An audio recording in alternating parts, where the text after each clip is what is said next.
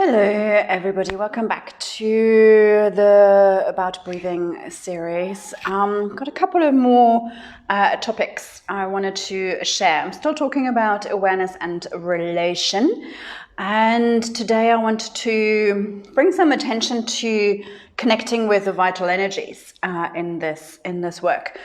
The last couple of episodes I was talking more about building that relationship and connecting with the body, getting a lot more fostering sensory awareness in the body, but also relating to the directions and the space around us and the way that we relate to our environment and navigate life that way.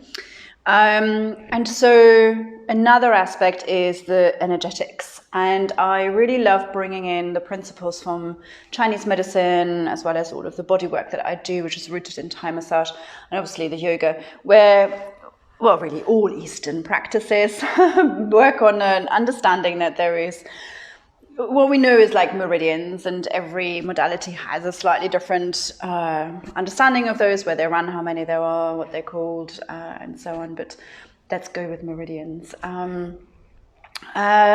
So something I like to bring into my breathing practices is finding a way of stimulating, activating it, saying hello to them, maybe freeing them up if they feel a little bit sluggish or blocked in some way.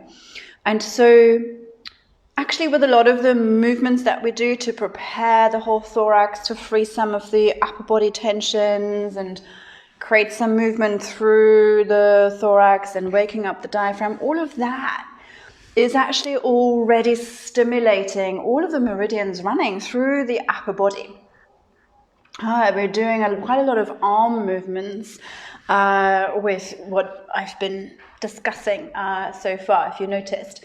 And so the lung meridian, for starters, actually runs from the kind of middle of the collarbone almost in a straight line all the way towards the thumb. So it runs through the arm. So we're potentially stretching it in some way, and these different moves that we do, at least moving it anyway.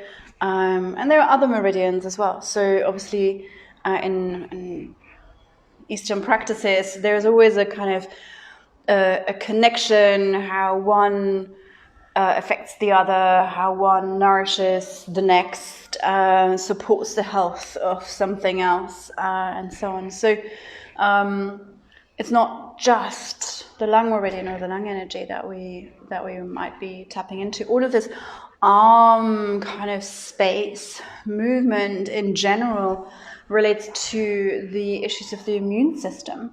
And again, obviously so relevant when we are talking about our respiratory system. Very relevant.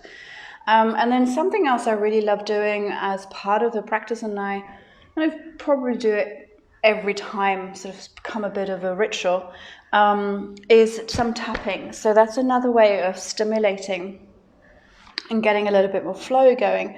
And you're stimulating the lymphatic system and your circulation with that as well as your nervous system, really, if you want to go more that route. But so it could be a soft hand and quite a full touch, but it could be much lighter as well, just with the pads of the fingers. It could almost be like a little bit of a raindrop tapping as well. It could actually also be a stroking or a massaging or a squeezing. So there's lots of different ways of doing it. Personally, this is my preference. I like patting. I think it's quite invigorating. I quite like the tingling from that. Especially kind of afterwards, and I quite like doing the whole body. And the thing is with that, you don't need to know exactly the precise running of the meridians for this. If you're going sort of, front, back, up, down, inside, outside, around every part of the body, you'll be tapping into them, because most of the energy lines run in trains, in relatively long lines through the body. So you can do this sitting down on a chair, on the floor. You could do it standing up, folding forwards, and literally go around the feet and the ankles and go up and down the legs on the inside, the outside, definitely including the joints going around the knees. That actually feels really nice. And coming up, maybe a bit lighter on the front body. Again, also do more of a massage here. Lower back, I kind of like to sort of do a bit of a drum here. I find that easier in terms of, just kind of doing it. You can go around the diaphragm as well, free up here. So we're also focusing a bit on the intercostals and the diaphragm area. And then, of course, so something that I would then always include is to go from that space below the collarbone. And we're really like right on the lung itself here as well. And then going along the arm and going to the thumb in a pretty much straight line and coming back again. And, in the context of my breathing exercise, I might go twice on this one, just because, but maybe also coming up on the outside for some balance. We've got other meridians running here, and we can go to the top of the shoulder here, onto the trapezius, and then, working the other side as well. And then a little bit more sort of tapping rather than patting with lighter fingers. Actually also including the face. Feels, I think, quite nice actually. We can go around the sinuses here. We've obviously got lots of sort of nerve endings coming here as well. We can regulate the nervous system through this. And we've also got lots of acupressure points here, and we can go around the head and include the ears. So I don't know, that's quite soothing. That sort of feels complete as well. So I kind of want to try and find a way to get, to everywhere I can reach. There is an area in my upper back that I can't quite reach, but I guess I could even, I don't know, use some equipment or something to reach that area too. And to finish that, what I really like doing is sort of brushing it all off and down and away, and then all the way down to the feet again, and out and away. And then finding a little bit of stillness after that, letting the tingling, the vibration to pass through, noticing the breath. I mean, I wasn't even doing it properly here, but it was quite invigorating already, and I could really tell and how my breathing was responding to that. So finding a little bit of quietness with that after, and then move into maybe my breathing exercise. So that's kind of another aspect of how we can bring more connection into our practices, and how this can also support our general health and maintaining our health.